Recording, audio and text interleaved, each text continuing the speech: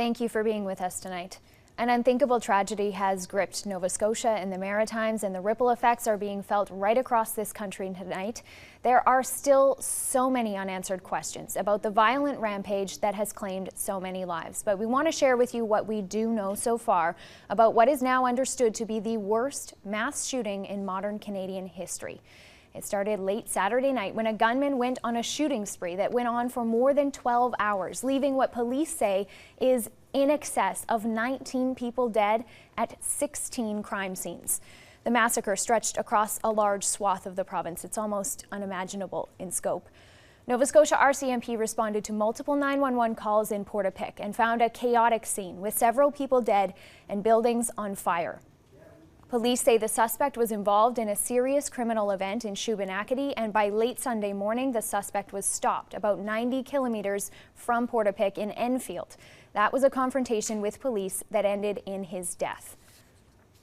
First tonight, with an update on this complex police investigation, which is really just getting underway, we go live to Alexa Maclean in Dartmouth. Alexa.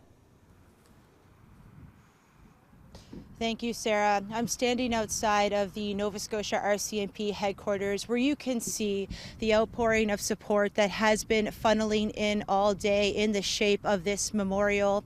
Now, earlier, the RCMP gave an update from this detachment, and we now know that they expect the death toll in this shooting spree to rise as they anticipate finding more bodies as investigators start going through burned down houses. Now, RCMP say multiple fires were set, and it's expected more remains will be discovered when those scenes are fully investigated. Police say the victims were both known and unknown to the shooter, but they can't elaborate further on those relationships at this time. They say the gunman was able to avoid police and cover such a large part of the province because he was driving a mock police vehicle and wore what appeared to be a police uniform. RCMP Chief Superintendent Chris Leather says all of the victim names won't be released until their identities are confirmed through the provincial medical examiner. As you mentioned, Sarah, there are 16 crime scenes involving Nova Scotian communities in both central and northern parts of this province. We're relatively confident we've identified all the crime scenes. However, we've been unable to fully examine the crime scenes because, for instance, we have had 5 structure fires, most of those being residences, and we believe there may be victims still within the remains of those homes which burnt to the ground. And Sarah, of note, the Serious Incident Response Team has confirmed that they are investigating the discharge of firearms by 2 RCMP officers, so another layer in this evolving story. Back to you, Sarah. Thanks, Alexa. That is Alexa Maclean live for us tonight at RCMP headquarters in Dartmouth. This tragedy is taking place in the midst of the ongoing pandemic, and as part of the state of emergency, gatherings, including funerals, are limited to 5 people. The province's Chief Medical Officer of Health says he knows that is difficult to hear. While we want to mourn victims and come together as communities, we need to do that in a way that does not create an environment for COVID-19 to further spread. I know that the RCMP and the victims' families do and will appreciate the outpouring of support that is coming their way, but we cannot have people gather together as part of showing this support. People in Colchester County are already planning a virtual vigil that will take place on Friday, a way for people across the province and the country to come together while staying apart. Now, all of this began late Saturday night, as Alexa mentioned, in the tiny community of Portapique. The roughly 100 people who live there are now trying to come to grips with what has happened. Our Ashley Field has been speaking with people there today, and she joins us now live. Ashley.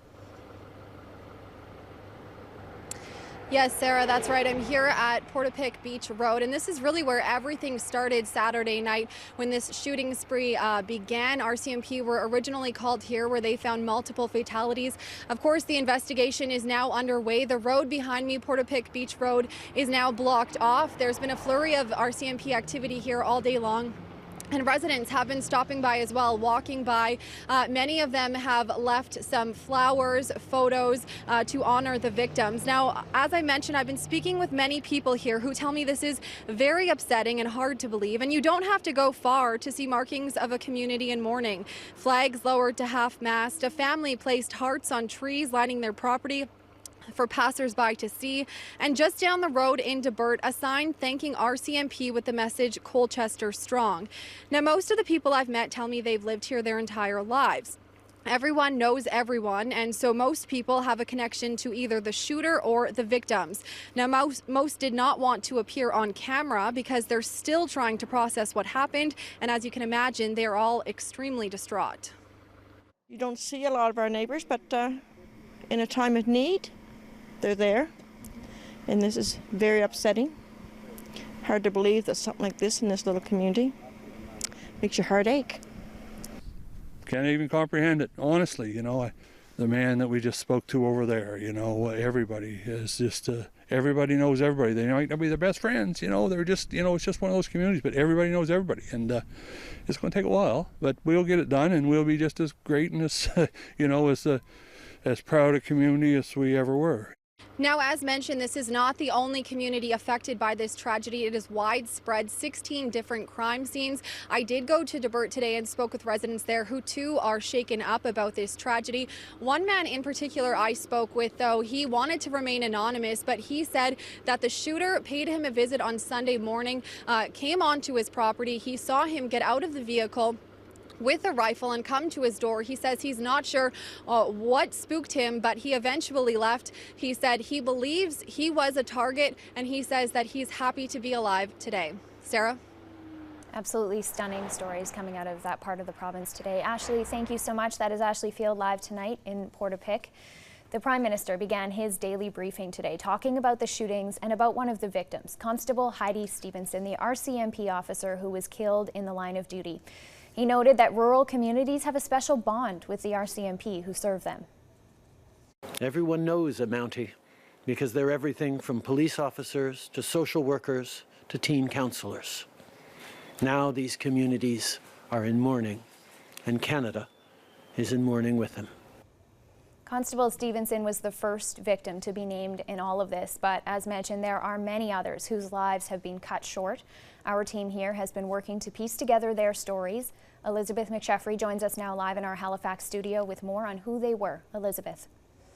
Thank you, Sarah. Police officers, nurses, parents, a teacher, and a gifted young musician.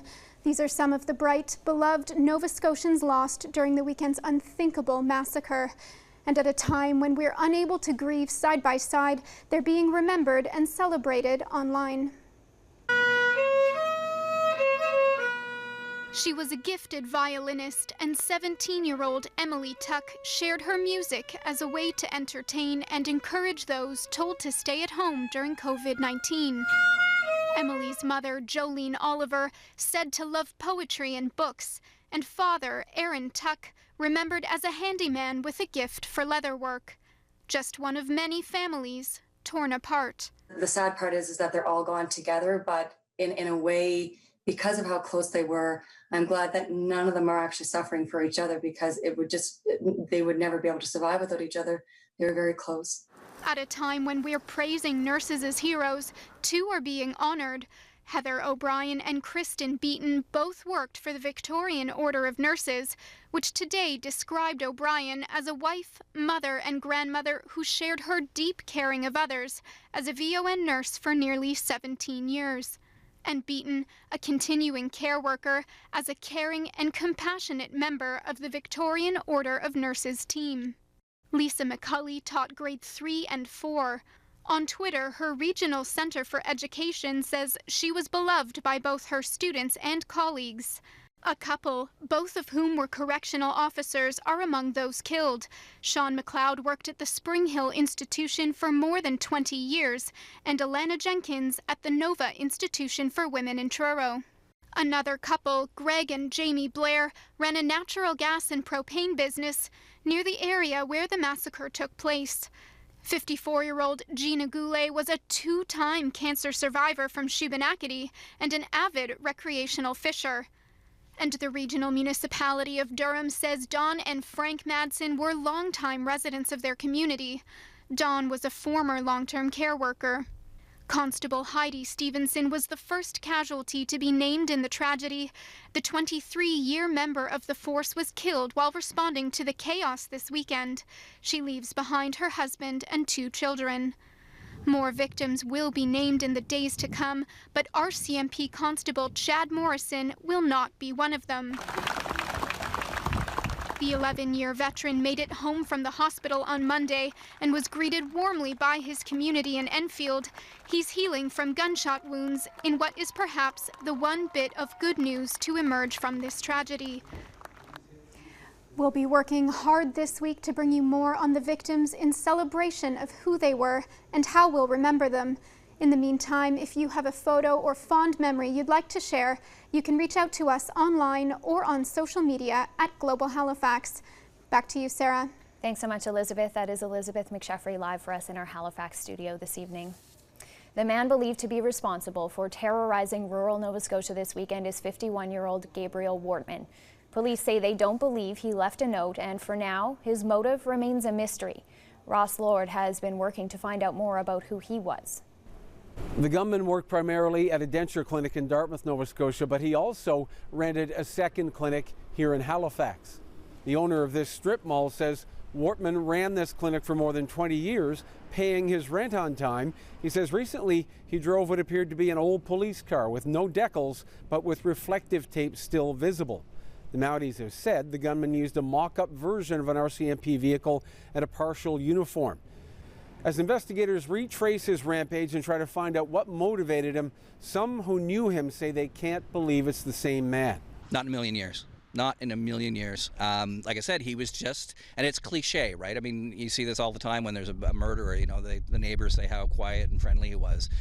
He was. The gunman did have previous brushes with the law, including a conviction for minor assault in 2001, for which he was discharged with a fine. He also had a financial dispute with a relative in 2015 over a property in Portapique, none of which helps explain why he did what he did. Ross Lord, Global News, Halifax.